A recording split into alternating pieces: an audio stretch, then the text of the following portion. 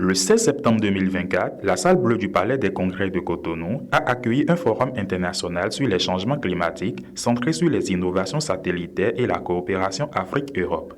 Des experts ont discuté de l'importance des technologies spatiales pour renforcer la résilience face aux défis climatiques. Le ministre José Donato a ouvert le forum en saluant le rôle clé des satellites comme Météosat pour améliorer la gestion des impacts climatiques, tout en remerciant EUMETSAT pour la station Puma à Cotonou. Si les changements climatiques constituent une menace indéniable pour notre communauté et que les données météorologiques qui permettent de mesurer leur variabilité sont fournies par les satellites comme Météosat, il n'en demeure pas moins que les aménagements bien conçus qui constituent les subtatomes au sol du climat doivent concourir à réduire notre vulnérabilité.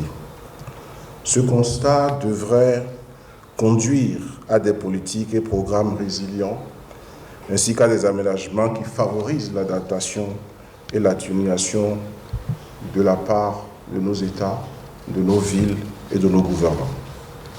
Nous avons vu dans le développement, l'agriculture ayant été un des secteurs dans lesquels très vite nous avons développé un programme d'adaptation au changement climatique.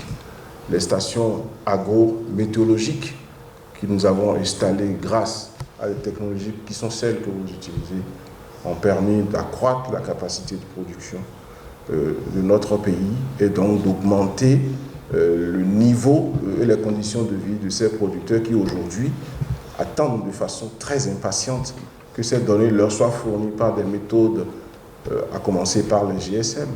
Aujourd'hui, nous avons également d'autres moyens de communication qui sont sur les smartphones.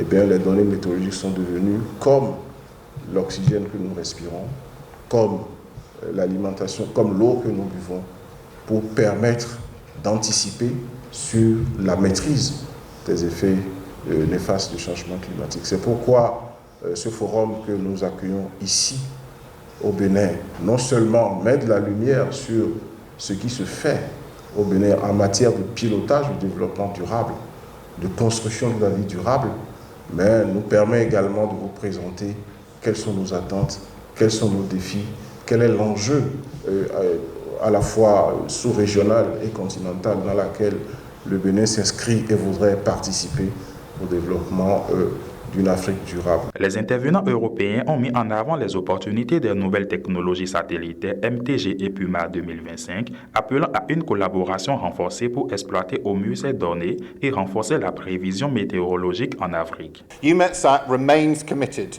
to supporting our African partners in navigating the transition to the MTG era. Our EUMETSAT strategy, adopted by our 30 member states, reaffirms our dedication to easing access to our satellite data and facilitating its use on the African continent. This strategy aligns with Africa's priorities as outlined in the African Union Agenda 2063, the Integrated Africa Strategy on Meteorology, and the Africa Space Policy and Strategy.